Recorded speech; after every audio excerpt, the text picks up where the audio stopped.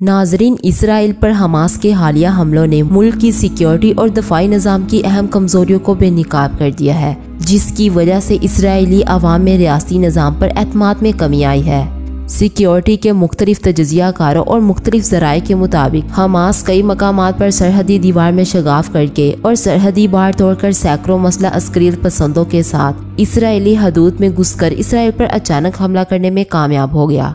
Hamas ने Israeli गाड़ियों को नकारा बनाने और बार को इसराइली बुलडोजरों के जरिए वसी करने के लिए ड्रोन, टैंक, मिसाइल और बुलडोजर का भी इस्तेमाल किया। हमास ने पहली मर्तबा पैराग्लाइडिंग के जरिए अपने जंगजू इसराइल के अंदर उतारे, जिन्होंने अचानक हमले करके शदीद नुकसान पहुंचाया। हमास ने अहम मुकामात को निशाना बनाया, जैसे एरिस क्रॉसिंग, एक निगरानी और मवासलाती मरकज, और कई इसराइली फौजियों और शहरियों को यरगमाल भी बना लिया। ये हमले अपने पैमाने और अज़ाम में बेमिसाल थे और इसने इसराइल को चौंका दिया। इसराइल को गजा से इस तरह के तबाहकुन ऑपरेशन की तवक्का नहीं थी।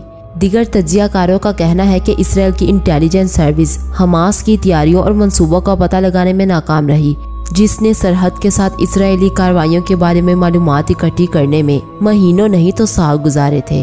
इसराइल का हाई टेक्नोलॉजी चौकियों का निज़ाम हमास ने चंद ही घंटों में नकारा बना दिया था। इस निज़ाम की तामीर पर अरबों डॉलर लागत आई थी।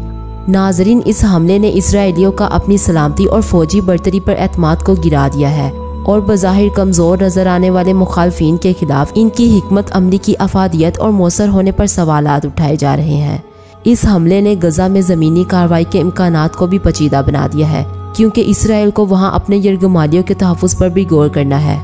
इस हमले ने जाहिर किया है कि हमास अपनी हिकमत अमली को अपनाने और इसराइल के दफा की कमजोरियों से फ़ायदा उठाने की सलाहियत रखती है। इसराइल इस दौरान मगरबी किनारे पर तवज्जो मरकूज़ कर रहा था, जहां फ़लस्तीनी मसला ग्रुपों के साथ ज़्यादा तशद्दुद और तसादम हुआ है। यरूशलेम में मकीम सहाफ़ी ने बताया है कि हमले के 4 रोज़ गुजर जाने के बावजूद सड़कें और गलियों में सन्नाटा छाया हुआ है। लोग घरों से बाहर नहीं निकल रहे हैं। दफातर, स्कूल और बाजार वगैरह सब बंद पड़े हुए हैं। उन्होंने मीडिया से बात करते हुए बताया कि अभी तक लोग ये समझने की कोशिश कर रहे हैं कि आखिर इतना बड़ा हमला कैसे मुमकिन हुआ। नाजरीन, जैसा कि हम जानते हैं कि इसराइल को अपनी 2 बातों पर बहुत ही फख्र है, एक तो अपनी फौज और दूसरी अपनी इंटेलिजेंस पर। साथ साथ एक और चीज़ भी है जिस पर इसराइल को बहुत फख्र है, और वो है आला टेक्नोलॉजी, जिसे वो एक्सपोर्ट भी करता है।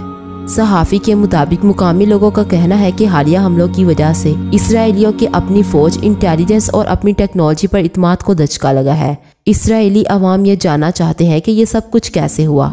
इसके अलावा सहाफ़ी का कहना है कि लोग जब इसराइली दफाई ज़राए से इस बारे में राब्ता करते हैं तो वो खुलकर कुछ कहने से गुरेज करते हैं। इसराइली बॉर्डर के वो हिस्से जहां से हमास के जंगजू गजा से इसराइल में दाखिल हुए, वहां पर ऐसी चौकियां या सिक्योरिटी रुकावटें मौजूद हैं जहां कोई इंसानी अमला नहीं था।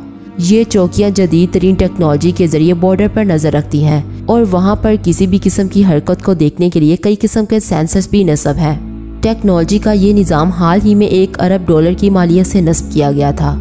इसराइली हकाम को यकीन था कि सेंसर्स की मदद से तैयार करदा ये जदीद सिक्योरिटी निज़ाम गजा से किसी भी किस्म की मुदाखलत को रोकने में कामयाब रहेगा, लेकिन ये निज़ाम पूरी तरह नाकाम साबित हुआ है। सहाफ़ी का कहना है कि अब इसराइल के सिक्योरिटी निज़ाम पर भी सवालात उठाए जा रहे हैं।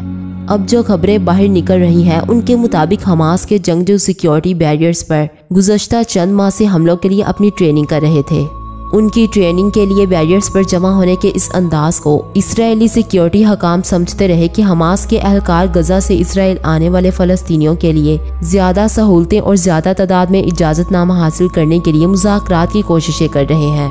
गजा से तकरीबन 17,000 फ़लस्तीनी काम और रोज़गार के लिए इसराइल के जनूबी इलाकों में जाते रहे हैं, जबकि इसराइली हकाम फ़लस्तीनियों के सिक्योरिटी चौकियों पर होने वाले इज्तिमा को समझने में मुकम्मल तौर पर नाकाम रहे और इस तरह इसराइल का दफाई, इंटेलिजेंस और जदीद टेक्नोलॉजी का निज़ाम मुकम्मल तौर पर नाकाम रहा। नाजरीन, आज की इस वीडियो में बस इतना ही। ये वीडियो आपको कैसी लगी हमें अपनी कीमती राय से ज़रूर आगाह कीजिएगा और मज़ीद आने वाली इंफॉर्मेटिव वीडियोस देखने के लिए इस चैनल को सब्सक्राइब करना मत भूलें।